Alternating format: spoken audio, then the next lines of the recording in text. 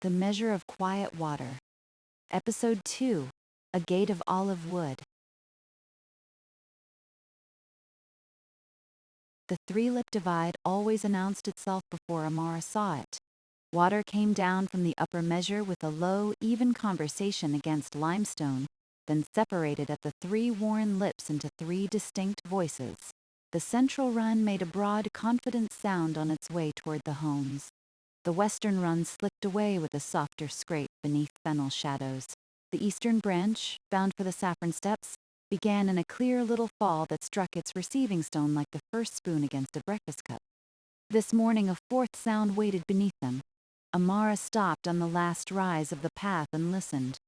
Mist had left a pale sheen on the divide.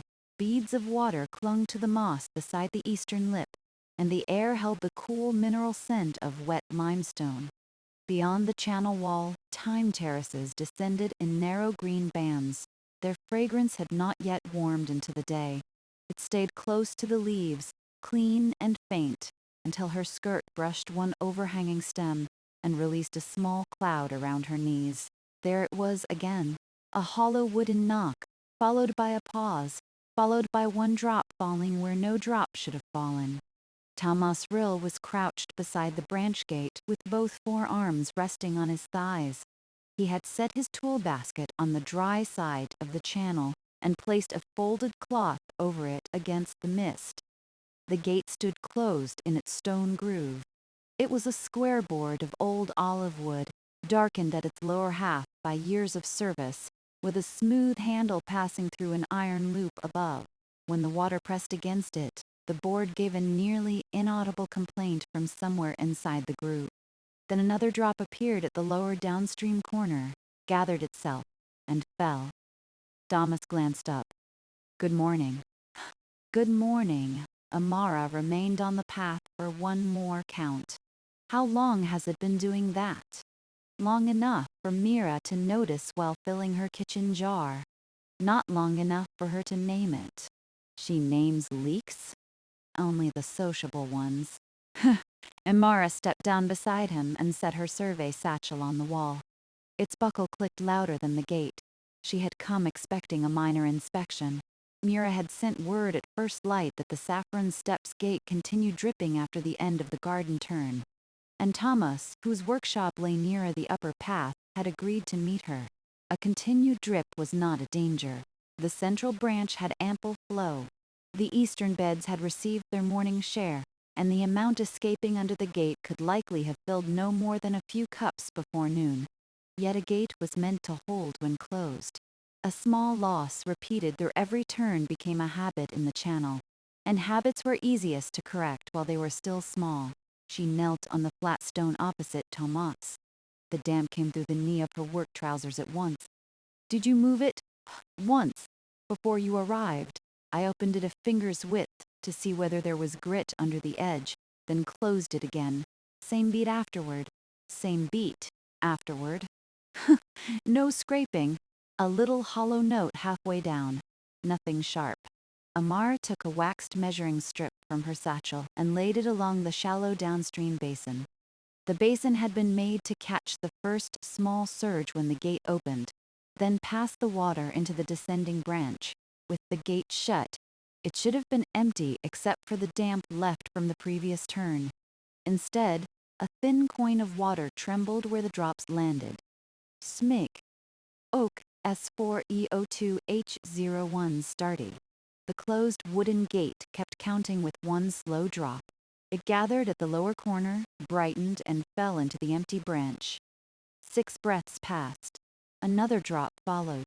Between garden turns, the olive wood board should have stopped the eastern water completely, leaving the channel below it only damp and dark. Punctual enough to own a tiny clock, Thomas said. Amara watched the next drop form, then touched the stone beside it. The upper edge was dry. So was the straight seam along the gate's side. Only the bottom corner shone. She slid a thin reed beneath the board and felt it catch in a shallow hollow where the stone groove had worn away. The next drop ran along that hollow and fell on schedule. There, she said. The gate is sound. The lower corner of the groove is worn. Awi Huck S4EO2H01END. Thomas leaned close without touching the reed. A very small clock then. One that spends water to tell the time. Extravagant. Extravagant. Amara marked the position with a noob of white chalk. The mark looked almost comically large beside the defect, but it would remain visible when they opened the gate.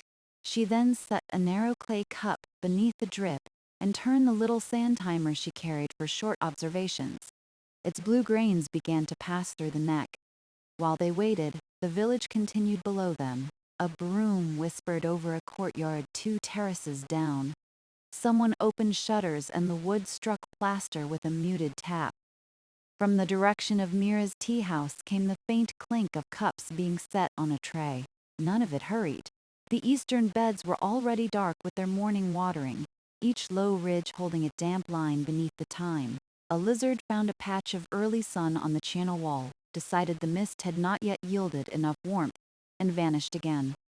Thomas studied the gate. The board has outlasted 2 handles. 3, Amara said. The first was walnut. Before my time. Not before your time. Before you began pretending not to remember repairs you dislike. That old handle. The sand ran out. Amara lifted the cup and poured its contents into a marked glass tube. The amount barely crossed the first line. She wrote the interval and volume on her slate, wiped the cup, then set it back for a second measure. A single observation could be spoiled by a stray runnel from the damp face of the board. 2 would show whether Thomas's tiny clock truly kept time. It did. The second measure differed by less than the width of the etched line. Amara calculated silently, looking from the tube to the eastern lip. The loss was harmless at the present spring level.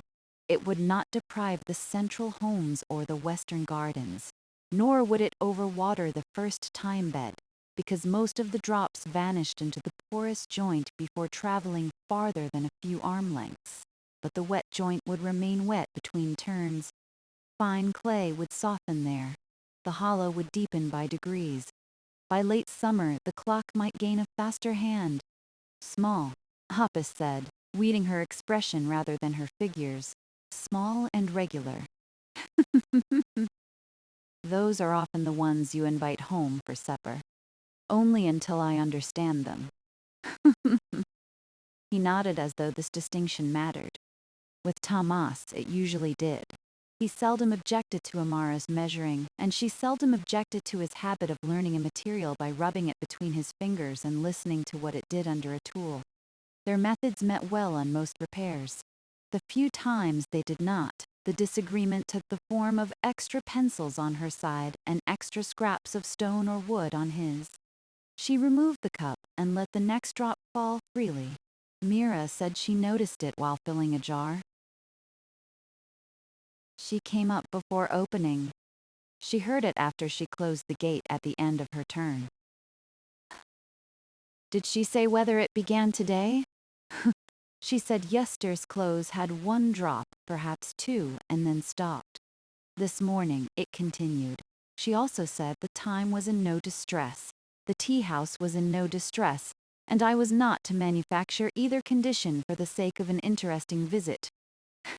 That sounded like Mira. She collected observations from half the village because people passed her open windows with jars, baskets, damp sleeves, and opinions. She offered the useful details first and kept advice until asked. Amara trusted her reports, especially when they concerned sounds. Mira could distinguish the quick patter of a jar overflowing from the slower tap of condensation falling from the sill, while speaking to 3 customers about entirely different matters. Amara rose and moved upstream to the lip.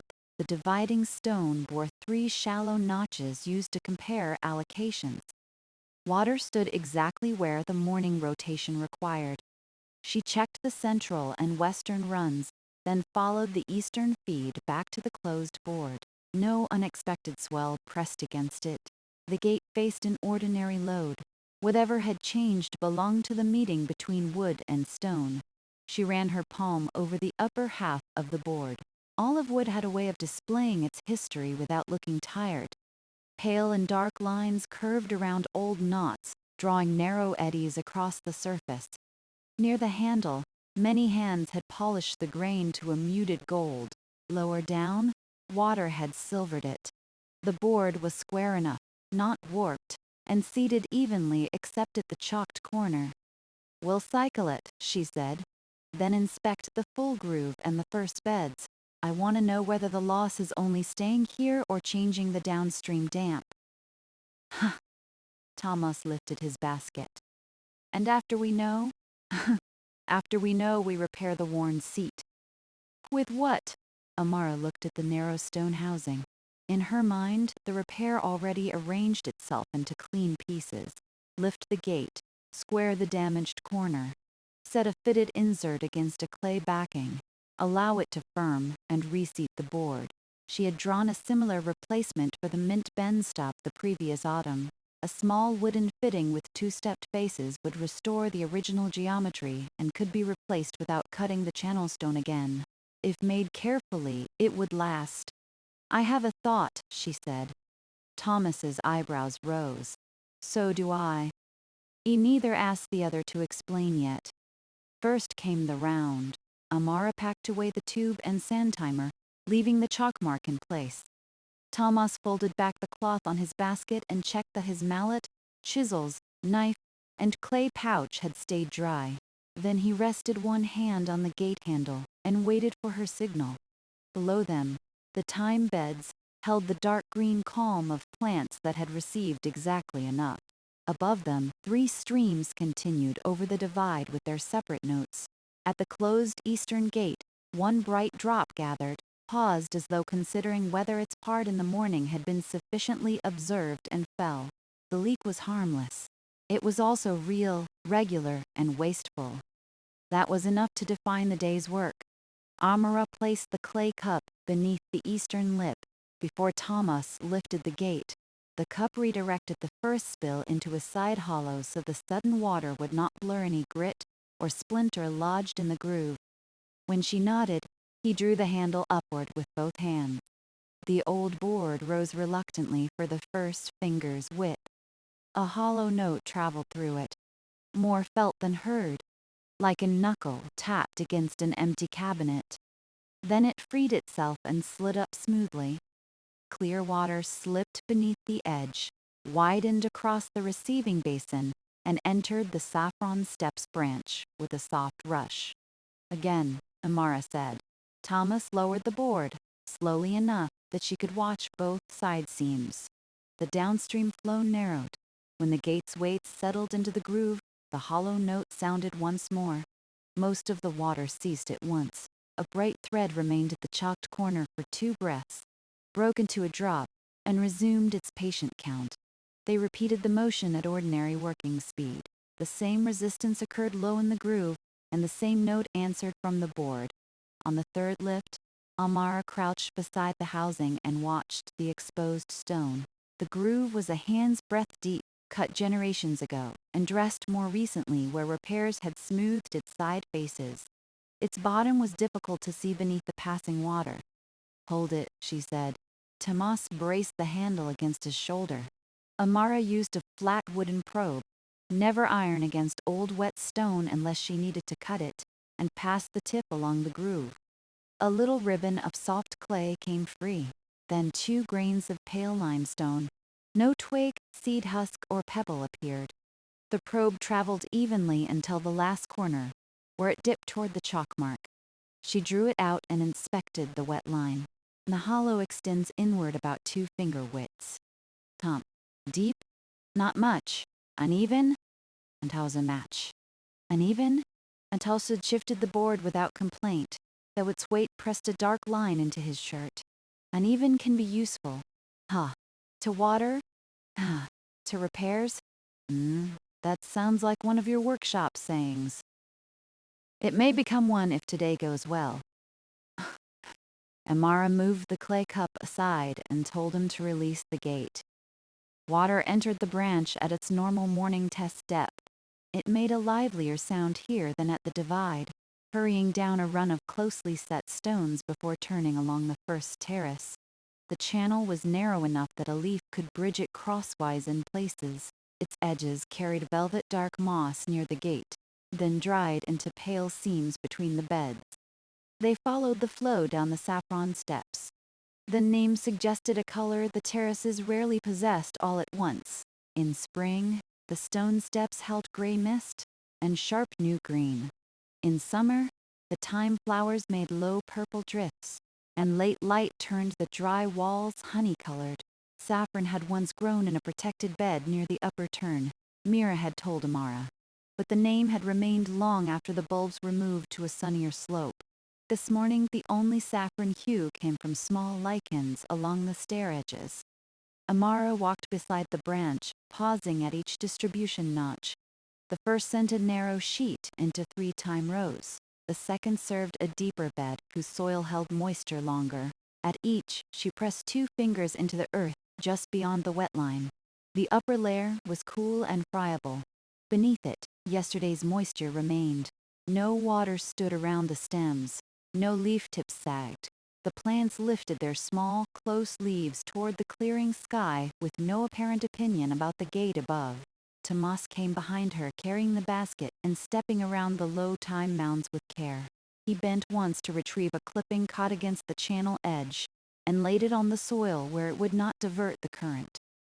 "They look content," he said. "They had their proper turn. Then they are not receiving the clock's well? Most of it is disappearing into the first joints." Amara pointed to a damp seam below the gate. "There. Then there. The channel remains darker for about 4 paces. After that, nothing." She set a dry thyme leaf in the current. It spun once at the first bend, caught briefly in the shadow of a stone, then freed itself and traveled through the upper notch. Amara followed it. The leaf passed the next bed at an even pace and came to rest against a small wooden divider farther down, where the branch ended its present test run. No sluggish reach suggested accumulated silt. No unexpected speed indicated that the normal allocation had increased. At the lowest thyme bed they stopped. A few bees worked the early blossoms with such steadiness that their movement seemed part of the terrace rather than an interruption to it. Amara touched the underside of a leaf. Cool, dry, resilient. The plants needed no rescue from thirst and no rescue from excess. The gate's leak was a maintenance matter, not an urgent garden matter. She felt her shoulders lower a little. Urgency had not truly been in question, but confirming its absence changed the shape of attention. They could test materials. They could preserve the board and avoid cutting stone. They could let a trial show it worked instead of committing at once to the most exact reconstruction. Tomas had sat on the edge of the path and was examining a loose thread on his tool cloth. What did they say? Who? He nodded toward the thyme. That you may stop carrying the basket as though we need to rebuild the terrace before breakfast. He set it down immediately. Kind plants. They also said the leak is not reaching them. More discerning than I expected. Amara smiled and made a note on her slate. Downstream beds adequately damp. Residual leak absorbed within upper 4 paces. No urgent adjustment. She preferred records that distinguished what a problem was not. They prevented the next person reading the page from bringing unnecessary worry to the site. They walked back uphill against the little current. On the return, Amara inspected the underside of the channel lips and the wall joints. The thyme fragrance grew stronger as the day warmed. Their boots pressed dark shapes into patches of clay beside the stones. At the upper turn, Thomas scooped a pinch of that clay and rolled it between his fingers. "Fine, he said. A little sandy. The repair jars have better." Yes, this would dry too quickly at the face. At the gate, he lifted the board fully clear of the lower seat while Amara diverted the flow with a temporary stop upstream. She set a padded crosspiece across the housing, and together they raised the board until its bottom edge rested safely above the groove. Without water in the way, the worn corner emerged. The damage was modest but distinct. The side of the groove remained straight. The bottom, once a neat meeting of two planes, had rounded away into a shallow, spoon-shaped hollow. Fine lines radiated through the stone where water had carried grains around the corner for years. The corresponding edge of the wooden gate was polished, not broken. Its grain curved over a dark knot nearby, making the edge marginally more yielding at that point. Amara dried the hollow with folded cloth and pressed a strip of soft beeswax into it. When she lifted the wax, it held the reverse shape, asymmetrical, tapering, deeper toward the downstream face. She measured its widest and deepest points, then drew a small plan on the slate. "The board is not the cause," she said, "though the grain there may have encouraged wear against the softer corner." Tomas ran his thumb over the gate's bottom edge. "The board fits the rest of the seat beautifully." "It does, so we leave it whole." Amara did not answer at once. Squaring the stone would make the replacement easier to describe and reproduce. It would also remove sound material around a defect no larger than the end of her thumb. She had already dismissed cutting a larger recess, but hearing Thomas state the choice made her examine the impulse again. "No," she agreed. "We should not enlarge a sound groove merely to simplify the shape of the patch." "Good." "You said you had a thought." "I have several pieces of olive wood in the basket." Amara glanced at it. "Prepared inserts?" Of cuts." "Of cuts of one is nearly the right sort of wrong." Alongside his tools lay a collection that might have appeared accidental to anyone unfamiliar with Thomas.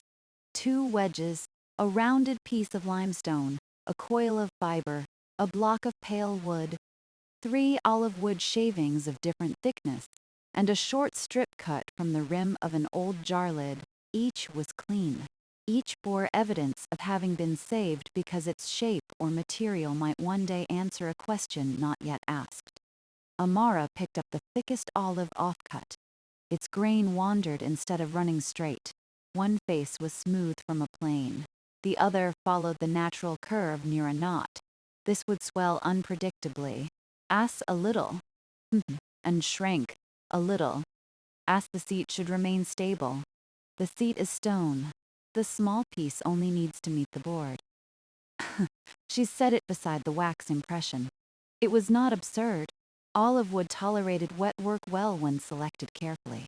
A thin piece could flex into the hollow, especially with clay behind it, and the irregular grain might resist splitting better than a perfectly straight shaving. But a made fitting, stepped, and measured would offer known faces. She could draw it before lunch. Thomas could shape it by mid-afternoon. "I want dimensions for a fitted insert," she said. "She not necessarily because we will use it. Because I want to compare." "Then we should give it a handsome profile." "We should give it an accurate profile." "Those are sometimes friends." They lowered the gate and reopened the temporary stop only long enough to restore the ordinary branch condition. Then they shut it again. The drip returned. Amara observed the wet corner with the wax shape in her palm and imagined 2 repairs occupying the same small space. One square in conception, translated into steps and angles. The other, a crooked sliver pressed gently until it agreed with what was already there. Neither method had yet earned preference. The garden had given them time to find out. They carried the tools to a broad landing halfway between the gate and the first time bed. A low retaining wall made a convenient bench, and the morning sun had begun to dry its upper stones. Thomas spread his cloth there. Amara placed her slate beside it, weighted at one corner with the wax impression so a rising breeze would not move her paper. She drew the groove first as it had likely been made, 2 clean faces meeting at a right angle, the gate edge seated between them. Beside that she drew the groove as it was now, using her measurements and the wax shape to map the shallow, worn hollow. Her proposed insert occupied the missing corner in 2 neat steps. Its back would sit in clay. Its upper face would restore the gate seat. A tiny retaining shoulder would keep it from shifting downstream when the board lifted. Thomas watched over her shoulder, while paring a pale curl from an olive offcut. That shoulder is elegant. It is useful. It may be both. It requires us to dress a matching recess in the stone. A very small recess. Still more stone removed. He held the shaving to the light. Sun passed amber through its thinnest edge. And if the stone refuses to be the angle on your page, then the insert is adjusted until it becomes crooked. Amara looked at him. His face remained mild. He was not trying to win a dispute. He was following the material question to its obvious end. She looked back at the drawing. The fitted insert was sensible. It could be documented. It could be replaced. Yet the more faithfully it met the hollow, the less it would resemble the tidy shape she had begun with. Tomas picked up a second shaving. It was thin at one end, thick at the other, and curved slightly across its width. Dark grain ran diagonally through pale gold, looping around a pin knot before continuing toward the edge. Spolt. Hook S4E02, H02, start. Tomas held a crooked olive wood shaving against Amara's precise drawing. Her square replacement had measured steps, a retaining shoulder, and 3 carefully written dimensions. The stone groove they needed to seal had none of those virtues. Years of water had worn its lower corner into an uneven hollow. Your piece doesn't match the plan, Amara said. No, Tomas agreed. It matches the trouble. See, it matches the trouble. At the gate, he laid the shaving over the worn corner. Its wandering grain let the thin wood bend without splitting. One edge settled against the irregular stone. The thicker end filled the deepest part of the hollow. Amara pressed it with one fingertip. The shaving flexed, held, and left only a hairline space for clay behind it. Her stepped fitting would have required them to cut soundstone into a square recess. The crooked scrap asked the existing groove to surrender nothing. She compared the dry seam, then the drying. The imperfect grain fits better. Olive wood has been waiting years to hear you say that. Wook S4E02, E8D02, E8D02. Amara kept her fingertip on the piece while Thomas released his hold. It did not spring away. Friction at the side and the natural curve of the shaving held it loosely against the hollow, with a bed of repair clay behind it. It might become stable enough for the gate's downward pressure to seat it more firmly, rather than dislodge it. We would need to taper the upstream edge, she said. No lip for the current to catch. Yes, and the lower face must not raise the board across the rest of the groove. It needs a slight tooth on the back for the clay. A scratch, not a notch. A scratch, not a notch. She glanced at him. You have already designed this. I have held scraps against many holes. That is a form of design. If you like. Amara removed the shaving and laid it on her palm. It was no longer than her smallest finger and not quite as wide. The grain felt raised where Thomas's knife had crossed it. One end feathered almost to translucence. The other retained the shallow curve of the original offcut. Nothing about it resembled a standard fitting, yet when placed in the worn seat, it answered the seat directly. She returned to the landing and set the shaving across her drawing. It covered the dimensions and made the retaining shoulder look more ornate than useful. A trial, she said. We fit it without permanent clay first. We cycle the board by hand. If it shifts, splits, or changes the gate height, we make the insert. Thomas folded his arms. Reasonable. That is not disappointment, I hear. I am always disappointed by trials.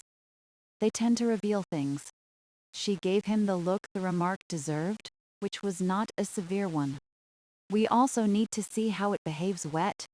I brought 2 more pieces from the same offcut. You expected one to fail? I expected one to teach us how not to shape the next. That, too, was a form of design. Amara knew it, though she found the sequence untidy. Her own preference was to move uncertainty onto paper first, where lines could be erased without costing material. Thomas moved it into his hands early and spent scraps to acquire knowledge. With precious timber, his method would have been careless. With a save shaving from an old olive board, it was modest and direct. They began with the least promising of the three pieces. Thomas trimmed its thick end while Amara held the wax impression beside it. He worked with a short knife, drawing the blade toward his thumb in controlled strokes. Each shaving fell onto the cloth in a tight curl. When the back roughly matched the hollow, they returned to the gate. Amara diverted the water and dried the groove again. She laid a ribbon of damp cloth in the hollow to stand in for the clay bed. Then Thomas pressed the test piece over it. The offcut rocked. Its pin knot sat too close to the deepest point and prevented the wood from bending evenly. "That one wants to be a bridge," he said. We need a seat. We need a seat." He removed it and flexed it once. A pale line appeared beside the knot. Not a full split, but enough. Thomas placed it apart from the usable scraps. "It has taught us. Keep the knot upstream and beyond the hollow. Leave more thickness at the outer end." On the landing, they shaped the second piece. Amara used calipers to compare its thickness at 3 points. Thomas listened to the numbers, then shaved where the wood's resistance changed rather than where the measurements alone suggested. This piece entered the groove more evenly.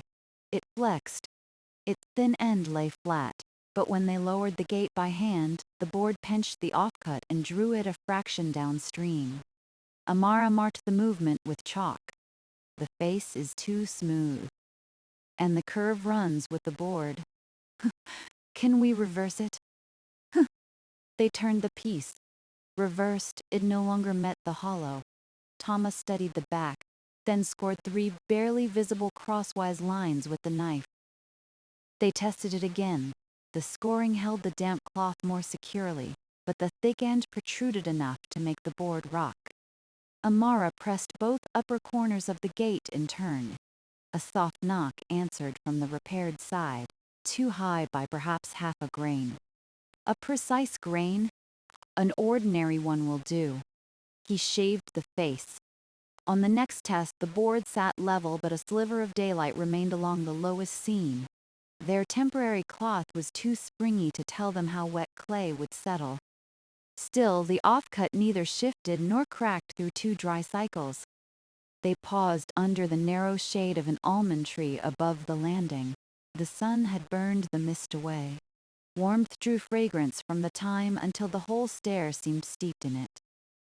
Thomas passed Amara a small flask of spring water. She drank, then poured a little over her fingers to rinse away wax and chalk. Her drawing remained on the wall below, exact and unattended. She could still choose it. Nothing in Thomas's trial prevented the stepped insert from working. In a new channel with a newly cut housing, she might have preferred it, but this was an old groove whose useful surfaces remained sound. The offcut preserved them. It could be removed later with no loss if it failed. Its replacement would require only another small shaving and fresh clay, not a recut corner. "How long would you expect it to last?" she asked. Thomas considered before answering. "If we choose the third piece well, keep its back rough and bed it fully. Several seasons, perhaps longer. The board will press it into the clay every time it closes. The wetting will move it a little, but the grain crosses itself around that bend. It should not open along one straight line. And if it swells too much, we lift the gate and shave it. If it shrinks in the dry season, the clay takes some of the difference. If it shrinks too much, we replace it. The stepped insert would also need checking. Everything that meets water asks to be checked." Amara handed back the flask. Below them, water from the brief test shone in the first channel joints, but did not reach the time distribution notch. The plants remained content under the sun. There was room in the morning for an answer that did not promise permanence, only durable service and easy correction. She picked up the third olive shaving. Its grain was the least regular of all. A dark line curved from the thick end toward one side, then divided around a small whorl. When she bent it gently, The fibers shared the movement across the width, instead of concentrating it at one line. This one, she said. Thomas nodded. I thought so. I thought so. Why did you let us spend time on the others? She, because now we know so. She. Amara turned the piece over. We trial it dry, then damp, then with a removable clay bed. If the seating remains even, we make the repair. And the handsome insert? She looked at her drawing. I'll keep it nearby in case your crooked answer becomes troublesome. Staff, a fair arrangement. They returned to the groove once more. The third piece rested against the worn stone as though its curve had been pared for that exact hollow, though Thomas had not yet touched it with the knife. It was too long, too thick, and rough at one end. Those were matters for gentle work. Its essential shape was already right. Amara pressed it, felt the grain yield, and nodded.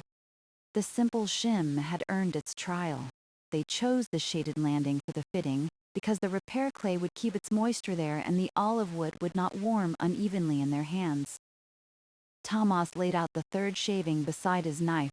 Amara brought the wax impression, calipers, and slate.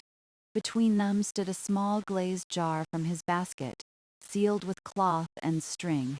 When Damas opened it, the scent of damp earth joined the thyme. The clay inside was gray-brown and smooth, prepared from the finer bank below the upper spring.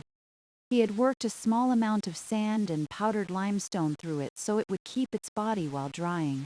When he pressed his thumb into the surface, the mark remained crisp without cracking at the edge. Enough? Amara asked. Enough to mend this corner 12 times. We are aiming for once. Then we have a generous margin. She measured the offcut at its thick end and wrote the figure. Thomas trimmed its length, leaving it wider than the hollow so they could fit one side at a time. The knife made a soft, fibrous sound through the olive wood. It did not produce the long, clean curls of straight-grained pine. Instead, short flakes lifted where the grain turned, each revealing a slightly different color beneath: honey, cream, a narrow smoke-brown line. Amara held the piece against the wax shape after every few strokes. The wax told them where the stone deepened, but not how the wood preferred to bend. Thomas tested that with his fingers. He braced the thicker end against the pad of his thumb and pressed the thin edge with 2 fingertips, watching the dark grain open and close by a fraction. The curve should face the stone, Amara said. I think so. I think so. You think? The piece thinks so. I have not yet decided whether to agree. He turned it and flexed it the other way. The resistance was sharper, and a faint ticking came from the fibers near the whorl. He stopped before any line appeared. The piece wins. They returned to the gate for the first full dry fitting. Amara closed the upstream temporary stop and waited for the receiving basin to drain. Water dwindled to a bright thread, then to separate beads between the stones. Thomas lifted the gate onto the padded brace. Together they dried the groove, first with the folded cloth and then with a twist of clean fiber pressed into the hollow. The stone showed its age more clearly when dry. Tiny pits interrupted the lower face. The worn corner was not one smooth hollow, but a succession of shallow depressions joined by water's passage. Amara traced them with the rounded wooden probe. Her drawing had reduced them to a curve. Thomas's offcut could yield across them, though only if its back retained enough roughness to grip the future clay. He set the piece in place. It entered at a slight angle, thin end upstream. The thick end stood proud. Mark the first contact, he said. Amara rubbed blue chalk over the top of the shim, then lowered the gate until its weight barely touched. Thomas held the board steady. When she raised it again, a blue patch had transferred to the underside of the olive edge. The mark lay toward the center, not at the downstream end as she had expected. The board's edge curves more than it looks, she said. Water has polished it into good manners. Or disguised its shape. Damas shaved the marked area. blending the cut outward so he would not create a new ridge. They chalked and tested again. The second transfer mark spread across 2/3 of the shim. The gate sat lower. A third fitting produced a nearly continuous blue line, but the board made the hollow knock when Amara pressed its upper left corner. "One high point remains," she said. Tomas took the offcut to the light. "Here." He indicated a place where the dark grain crossed the face. Amara checked the chalk. The contact there was scarcely heavier than beside it. By sight, she would have removed an equal shaving across the entire middle. Tomas rubbed his thumb slowly along the wood and stopped at the crossing grain. "It rises under pressure," he said. "Not much. The mark doesn't show a distinct ridge. Because it lies down when the board sits, then it asks to rise again." Amara took the piece and copied his motion. The surface felt uniform at first. She closed her eyes, not for ceremony but to remove the persuasion of the visible grain, and drew her thumb back. At the dark line, the wood gave a little more resistance. It was like the smallest wrinkle beneath cloth. "I feel it," she said. Thomas held out the knife to her, handle first. She could have made the cut. Instead, she returned the offcut to him. "You judge the shaving." He rested the piece on the leather pad across his knee and placed the knife almost flat. The first pass removed nothing visible. The second lifted 3 short threads no thicker than hair. He ran his thumb over the place, adjusted the angle, and made one final pass that whispered rather than scraped. "Enough," he said. Amara's impulse was to check with the calipers. The measurement would not be meaningless.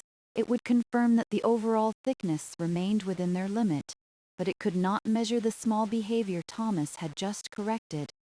She set the calipers down and followed him to the groove. The shim seated. They lowered the gate.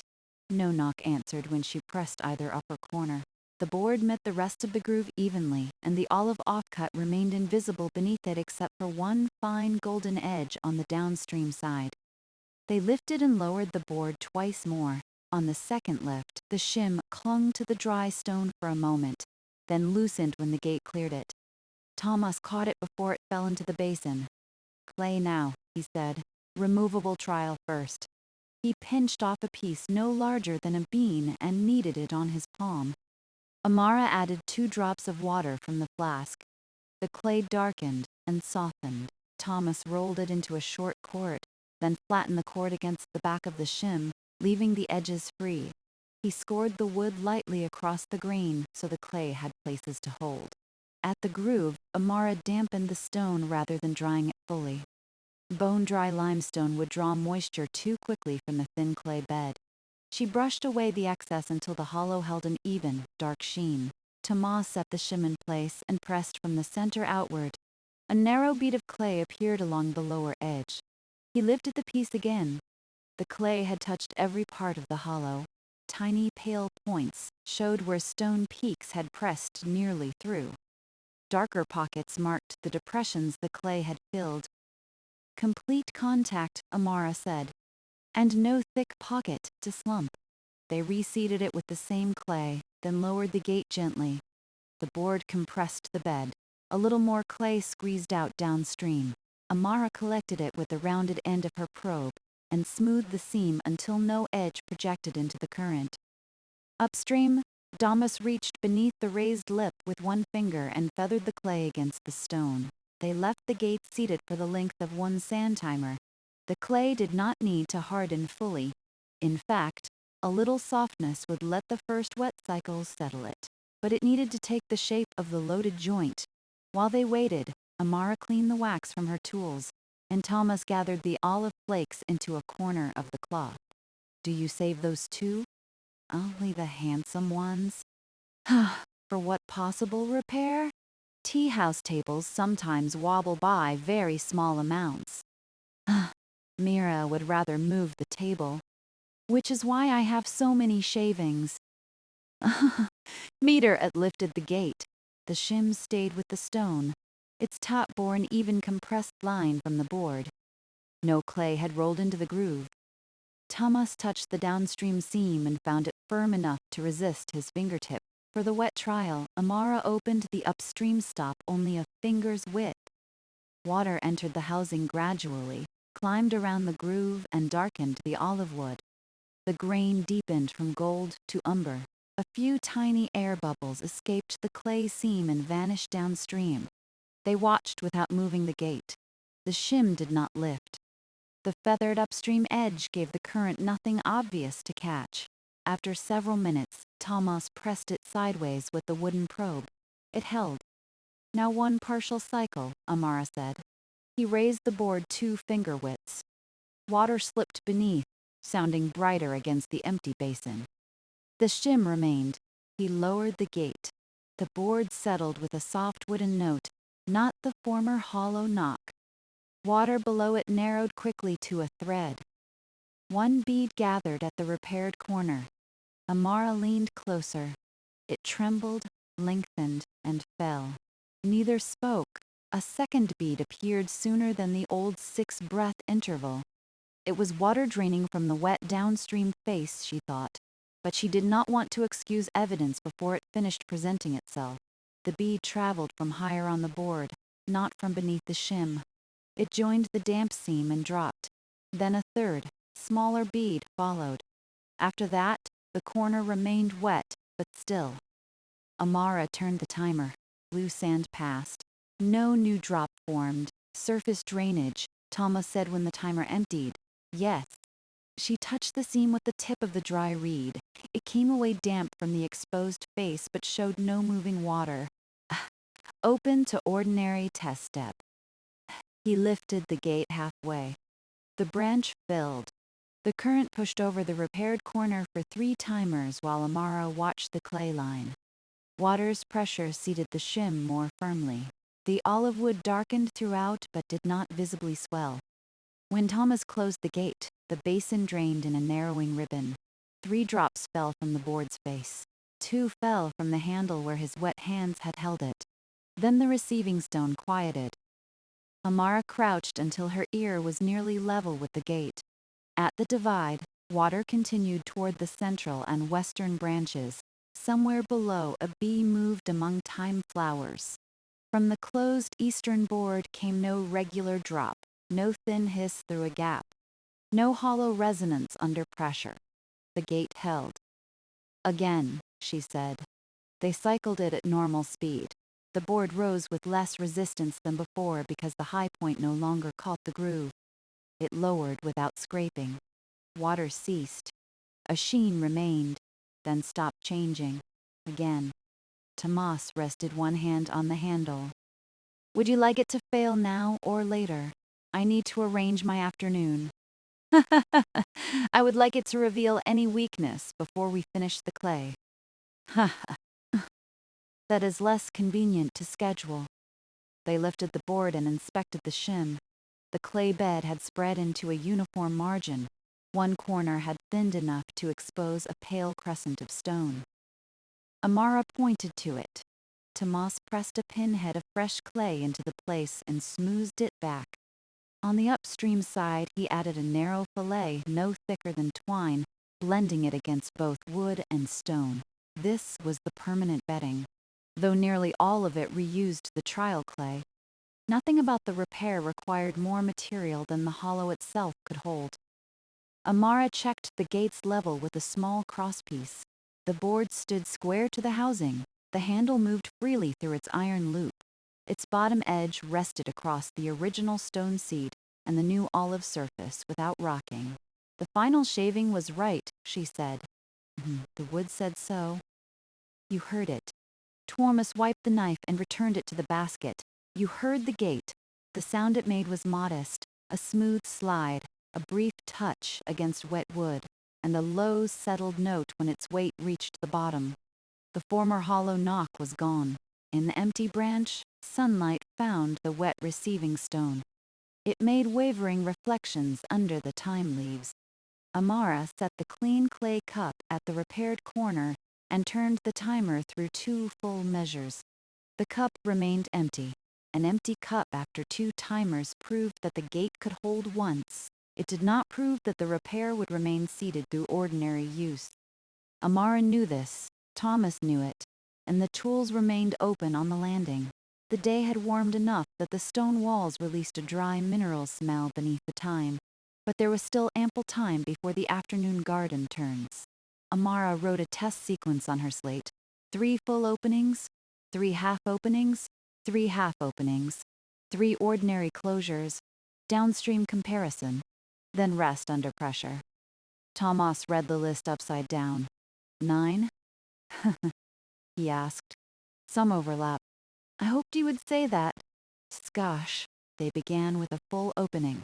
Thomas drew the gate upward until its bottom cleared the housing and rested it on the padded brace. Water filled the receiving basin and broke into the eastern channel. The first surge carried a few flecks of clay no larger than dust, remnants from the smoothed face rather than the bed behind the shim. Amara caught them on a square of pale cloth at the next joint. No olive fiber appeared. They let the flow establish itself. At the gate, the exposed shim lay flush in the groove. Wet clay showed as a narrow, dark outline around it. The piece did not flutter beneath the current or protrude into it. Amara touched the top with the wooden probe, pressing upstream, downstream, and toward the stone. It remained firm. Thomas lowered the gate at the pace Mira or any terrace keeper would use, neither cautiously nor roughly, a practiced pull, followed by the board's own weight. The water cut off. The hollow knock did not return. Drainage drops ran down the face, 4 in quick succession, and ceased. Amara placed the cup. 1 timer. Empty. On the second full cycle, she operated the handle. Its wood was smooth under her palm, damp and cool at the lower grip. She lifted through the place that had resisted before. The board passed it without a catch. When she closed the gate, she paid attention to the last hand's breadth of travel. The board did not accelerate into the seat. Water buoyed it slightly. Then the groove guided it down. She felt the repaired corner accept the weight as part of the whole, without a separate jolt. Good, she said. A detailed report, to smooth through the lower span. Even contact at closure. No lateral movement. To better.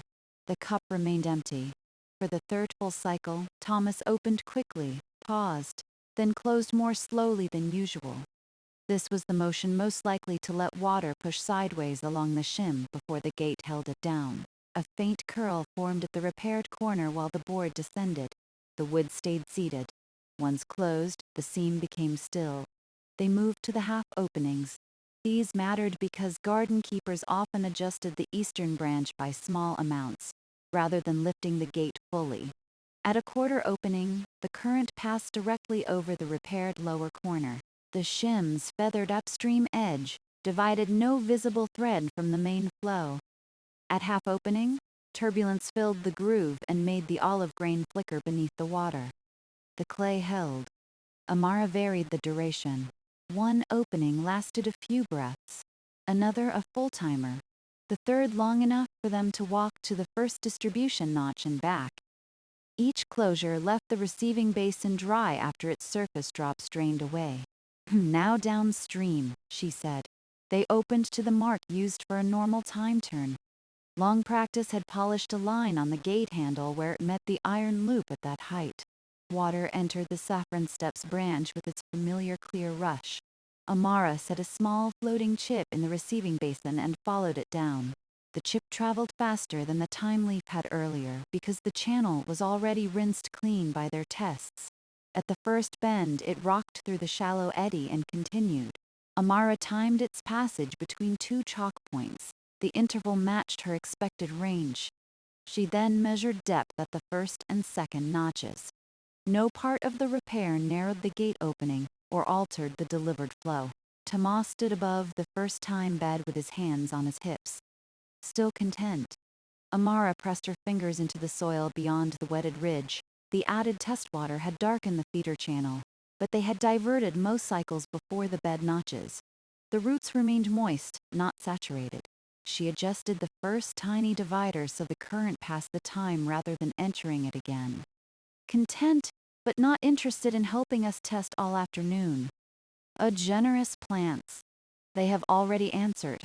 They directed the test flow along the bypass channel that returned unused water toward the central system below the steps. Amara walked beside it to confirm that no leaf or loose clay blocked the return. At the junction, the little stream joined the household overflow with a brief bright pattern, then disappeared into its broader movement. On the uphill path, she listened for any change at the divide. The eastern opening drew only its intended portion. The central lip retained its broad note. The western, its quiet scrape. Allocation remained sound. At the gate, Thomas closed the board for the rest under pressure test.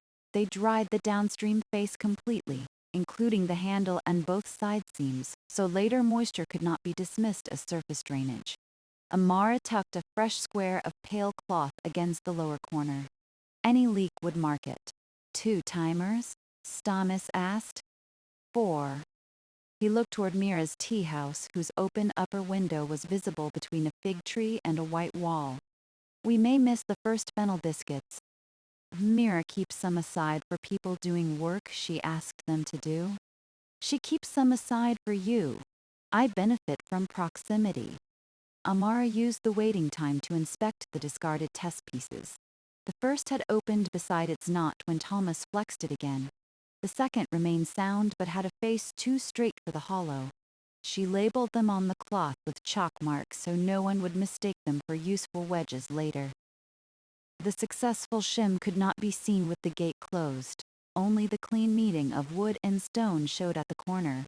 This invisibility pleased Amara, though not for the same reason the neat insert had pleased her on paper.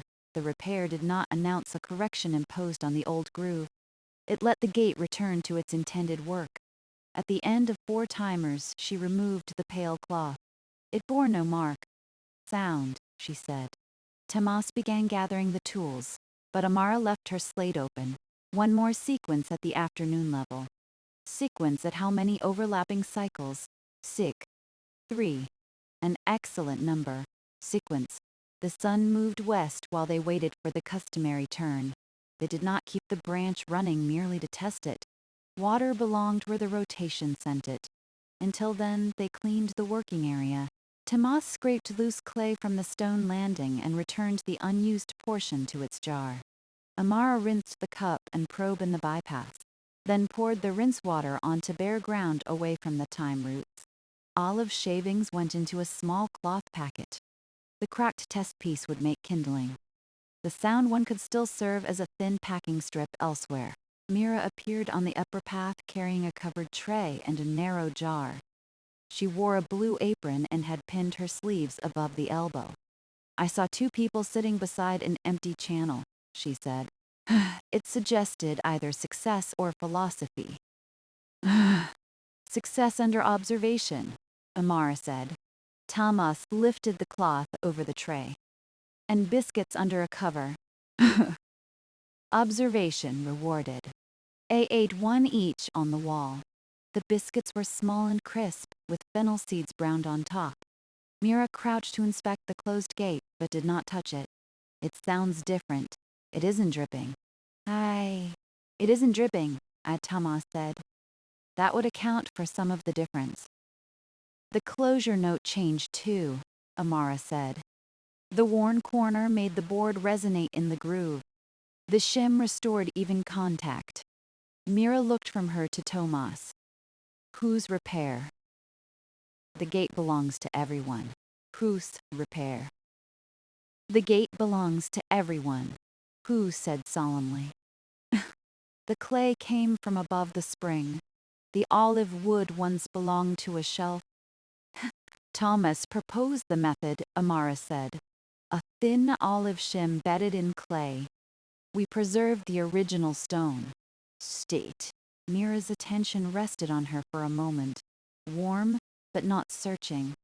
Then the shelf has continued a useful life. She filled her narrow jar at the central branch and returned downhill to open the tea house for the quieter afternoon hour. The covered tray went with her, though Thomas watched it until the fig leaves hid it. When the time turn arrived, announced not by a bell but by the shadow reaching the marked corner of the dividing wall. Amara opened the eastern gate to the lower afternoon line. The flow was gentler than the morning test. It passed the repair without hesitation and traveled down the steps. They walked the whole branch again. At each bed, Amara checked the divider position and the soil's need. The upper time received a narrow ribbon. The middle bed, shaded longer by its wall, needed less and was bypassed. The lowest bed accepted the remainder in 2 shallow furrows. Thomas cleared one fallen blossom from a notch with the tip of his finger. Nothing downstream suggested that the shim had changed the branch. Water arrived where the gate mark said it should, in the expected time and depth. The plants took it quietly. The return carried only the intended remainder. Back at the top, the afternoon turn ended. Thomas closed the gate. The board settled with its low, whole note. OSAT. HOKH, for EO2, HO3, start. The repaired gate opened and closed 3 times in near silence. Amara was testing whether Thomas's simple olive wood shim would stay seated through ordinary use. On the first cycle, the board slid into the stone groove without its old hollow knock. On the second, water stopped cleanly at the lower corner. On the third, the downstream basin drained and remained dry. She held a pale cloth beneath the seam. No dark spot appeared. Thomas glanced at the precise replacement drawing still tucked under her slate. Does the handsome plan get another chance? Amara rolled the drawing carefully instead of throwing it away. It gets filed. Under what heading? It was filed. Under what heading? She wrote across the margin. Unnecessary, but handsome. Each cycle stayed dry. The crooked shim remained where the water, wood, and stone had agreed to hold it. Yinahak S4EO2 H33 END. Thomas read the label and nodded. A dignified retirement. Sans K, not retirement. Reference. Sock, of course. Amara made the final daytime entries on her slate. Repeated full and partial cycle sound. No movement at shim. No measurable leak after closure. Downstream depth and travel unchanged. Time allocation confirmed. The words mattered, but the result before her mattered more. The receiving basin lay empty. The board stood square. The eastern branch waited for its next turn, without quietly borrowing from the others. They had not made the groove conform to her drawing. They had allowed a small piece of wood to conform to the groove. The difference seemed plain now that the work was done. Plain and calm. The practical repair was complete. Only the reduced evening check remained, not to reopen the question, but to confirm the gate at the gentlest flow before they put their attention away. Late light reached the saffron steps sideways, laying honey-colored bands across the terrace walls. The warmth had left the upper path. Thyme fragrance, strong through the afternoon, began to settle nearer the beds again. Amara and Thomas returned to the gate after completing other small rounds apart. She had checked the central overflow near the homes, and he had reset a loose pathstone outside his workshop. Neither brought the full basket. Thomas carried only the wooden probe and a folded square of pale cloth. Amara carried her slate, the rolled drawing, and the small sand timer. The repair no longer required tools. The evening visit was a courtesy to completed work. At the 3-lip divide, the spring level had eased with the day's use. Water still crossed all 3 lips, but each voice was lower. The central branch murmured rather than spoke. The western run scarcely more than brushed its stone. At the eastern lip, a narrow, clear fall entered the closed gate housing and rested against the olive board. Amara stood without kneeling and listened. No count sounded beneath the divide. The gate held the reduced pressure as it had held the stronger flow. Its wood had darkened where wet, revealing long looping lines around the handle.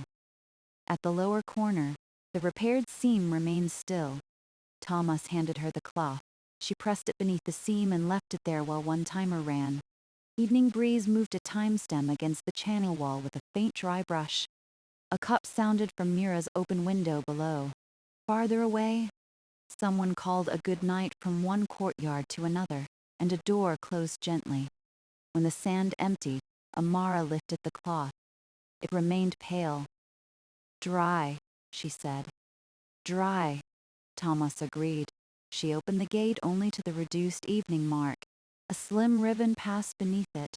In the receiving basin, the water made almost no splash. It gathered, tipped into the branch, and moved down the steps with a steady murmur. They followed it once, slowly. At the first time bed, Amara crouched and redirected the ribbon along the bypass. The plants had received enough. She did not test their soil again. The afternoon round had settled that. Instead, she watched the narrow flow past the notch without entering it. Its surface held a wavering reflection of pale wall and dark leaves. Thomas walked with his hands empty. At the second bend he paused to smell a thyme blossom, bending near without picking it. Warmer than this morning, she said. The scent, the whole step. Amara placed her palm against the retaining wall. It held the day's warmth beneath its cooling surface. For a little while. No extra depth was needed to carry it. No adjustment at the gate required. They turned uphill while the ribbon continued without them. Thomas closed the board. Water below drained away. A few isolated drops fell from the wet face, one from the handle, one from the lower edge, one from the side where the board had emerged through the thin flow. Each landed at a different interval. None renewed itself. Then there was only the steady channel murmur from water continuing elsewhere. Amara did not set the timer again. They gathered the remaining things from the landing. The work cloth had dried in the afternoon and smelled faintly of olive wood. Thomas wrapped the knife, mallet, and chisels in their accustomed positions, then tied the bundle with 2 turns of cord. Amara washed the calipers and cup, dried them, and fitted them into the pockets of her survey satchel. The wax impression of the worn hollow had softened slightly in the sun but still held its shape. She folded it into scrap paper and kept it with her notes. The unused clay returned to Thomas's jar. He smoothed its surface with a damp thumb before tying the cloth over the mouth. Enough for 11 repairs now. Only if they are this size. I will ask future damage to be considerate. The 2 failed trial shims went where they had decided. Thomas slipped the cracked one into a side pocket for kindling. The second he kept with his wedges. Its face was too straight for this groove, but another narrow space might one day welcome it. The successful third piece stayed unseen beneath the gate, pressed by the board into clay and irregular stone. Amara took the drawing from beneath her slate. In the softer light, its inked lines appeared almost ceremonious. She had added measurements, a section view, the step shoulder, 2 notes about grain direction, and a small arrow indicating downstream. It was good work. It described a repair that could have succeeded. That did not make it the repair the gate had needed. Across the margin, her words slanted more quickly than the rest. Unnecessary but handsome. She let the ink dry before rolling the sheet again. They walked toward the village by the path below the divide. Thomas carried his basket on one shoulder. Amara's satchel rested against her hip. Their boots no longer picked up wet clay. The path had dried, and the few damp places were easy to step around. Behind them, the 3 branches spread the spring's reduced flow through Angera. None called them back. At Thomas's workshop, they stopped to return his tools. The workshop occupied a whitewashed room open to a small yard. Stone offcuts stood in sorted rows along one wall. Boards leaned beneath the eaves, each marked in chalk with its wood and likely use. The olive shelf that had supplied today's shavings was easy to identify by a fresh pale edge near one end. Thomas unpacked the basket. He wiped the knife blade with oil and slid it into its sheath. The mallet hung from a peg. Chisels went into a wooden rack in order of width. Though Amara suspected she was partly responsible for that arrangement, the clay jar returned to a cool niche beside 2 larger jars. He shook crumbs and wood dust from the cloth into a small bin of kindling, folded it, and laid it over the basket. Amara put the wooden probe back into the narrow case in her satchel. It belonged beside the calipers, but she first wiped one remaining trace of blue chalk from its end. Thomas watched without comment. What? She asked. Nothing. What? She asked. Nothing. That was an observant nothing. I was thinking the probe would still work with blue chalk on it. It would mark the inside of the case. Then your action has preserved the case from a harmless blue line. She held up the cleaned probe. Some small things are worth correcting. I spent the day agreeing. I closed the workshop shutters, but left the upper vent open for the clay scent to disperse. Tomas washed his hands at the yard basin. Ribbons of gray clouded the water, then settled. Amara rinsed hers after him.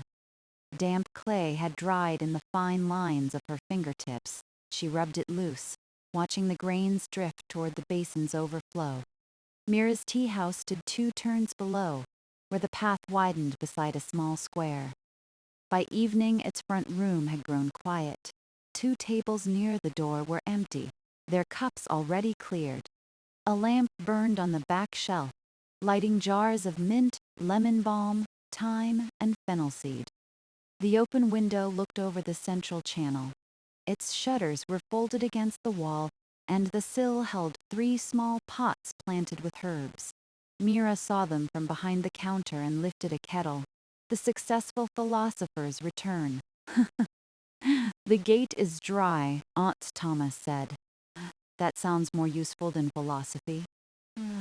We also returned every tool, Amara added. Now you are boasting. Mira poured thyme tea into 3 low cups. Steam carried a green, slightly peppery fragrance. She added no honey, knowing Amara preferred to taste the herb itself, and set a little dish of the promised fennel biscuits near Thomas. Then she took her own cup to the open window. They sat there rather than at a table. The sill was broad enough to hold their cups, and a built-in bench ran beneath it. Thomas took the end nearest the channel view. Amara sat beside him, her satchel at her feet. Mira leaned one shoulder against the opposite shutter. For a while, no one asked for the account of the repair. The tea was hot. Amara held the cup between both palms and let the warmth reach the stiffness in her fingers. Thyme tasted different from its fragrance on the terraces. In the cup it was softer, with a faint bitterness at the end that made the next sip seem fresh. Outside, blue dusk collected in the narrow spaces between pale houses. A broom made its last passes over paving. Footsteps crossed the square and faded. The central channel ran beneath Mira's window in a covered reach, then emerged at the far end of the building. Its sound came through the room as a continuous low murmur. Tomas ate half a biscuit and set the other half down. The olive shelf has become shorter. Mira looked at him over her cup. Should I mourn it? It has gained purpose. The Uja secanded Hib's gained purpose. It held jars for 15 years. A second purpose. Amara said, a piece about the length of my smallest finger is holding the worn corner. Most of the shelf remains available for further distinction. I'm relieved. Mira's eyes warmed. And your first thought? And your first thought? Amara reached into her satchel and removed the rolled drawing. She did not spread it over the sill. The evening air carried enough damp to curl the paper. She handed it to Mira as it was. A fitted insert, she said. Step to restore the original corner. Accurate, replaceable, and more disruptive than the groove required. Mira turned the roll until she found the writing across its outer edge. Necessary, but handsome. That is its filing note. A generous one. It was a good design. Sumper nother gate, per nother gate. Perhaps, for a square recess, or a new housing, not for this worn corner. Sumper nestes biscuit. The drawing and I have reached peace. Was there unrest? Mira asked. Mira retemple. Only professional suspense. Amara reclaimed the roll and held it lightly across her knees. Earlier, she might have felt the unused work as a small waste, measurements made, geometry considered, a solution refined and then set aside. Now the drawing seemed to have done another kind of work. It had allowed comparison. Its clean demands showed her what the existing groove would have to surrender in order to accept it. Thomas's Scheim had asked less. The dry basin and unchanged thyme flow had supplied the final judgment. The repair held at full flow, partial flow, ordinary operation, and the reduced evening level, she said. The branch delivery stayed within its usual depth. No water passed the closed gate after drainage. We checked the bedding after the wet cycles. It remained sound. Mira nodded. Then the tiny clock has stopped. They listened. From somewhere outside came an isolated drop, then another. Amara's attention lifted automatically. The interval was irregular. The sound came from the tea house eave, where water left by the morning mist had gathered in a shallow curve and was finally letting go as the evening breeze moved it. A third drop struck the sill below, lighter than the others. It was not the gate. Beyond it, the channel murmur continued steadily. Amara drank her tea. The day's measurements rested on the slate in her satchel. She would transfer them to the branch record before leaving, but there was no need to do so before the cup cooled. Thomas leaned back against the window frame. Mira closed the herb jar she had left open on the counter, then returned to her place without beginning another task. The room darkened by slow degrees. Mira lit a second small lamp only when the writing on Amara's slate would otherwise have become difficult to see. Its flame made a warm circle on the sill and left the rest of the tea house in comfortable blue shadow. Amara set down her empty cup and opened the branch record. She wrote the date and location, 3-Lip Divide, Eastern Branch Gate to Saffron Steps. Under condition, she noted the rhythmic seep at the worn, lower downstream corner. Under repair, she wrote, irregular olive wood shim fitted to preserved stone groove, fine repair clay bedding. Gate board unchanged. She listed the tests in a compact hand. 9 working cycles, she wrote, then corrected the count to include the afternoon and evening operations. Full, partial, and reduced flow. Dry cloth after settled closure. Downstream allocation unchanged. She did not need to record every shaving. The page required enough truth for the next person who inspected the gate. At the bottom, she added, review, at routine seasonal gate check. No earlier action needed unless drip returns or closure note changes. That last sentence released the repair from special attention. It would join the ordinary system of checks, rather than remain a private concern she carried each time she passed the divide. She tucked the drawing into the rear sleeve of the record folder. It slid behind older plans and disappeared, though its label remained visible at the top when the folder closed. Unnecessary, but handsome. She smiled at the phrase once, then fastened the strap. Filed? Sophish Thomas asked. Filed. Tools returned? With Havished, Mara asked. Tea finished. Tea finished? Tea finished? Amara looked into her cup. A single thyme leaf rested at the bottom, finished. Mira collected the cups without hurry. She left the window open. Evening insects had begun their faint work beneath the channel's sound, a thin woven note that seemed to make the quiet larger rather than break it. Amara and Thomas remained on the bench a little longer. They did not discuss the next repair. No list needed making before they stood.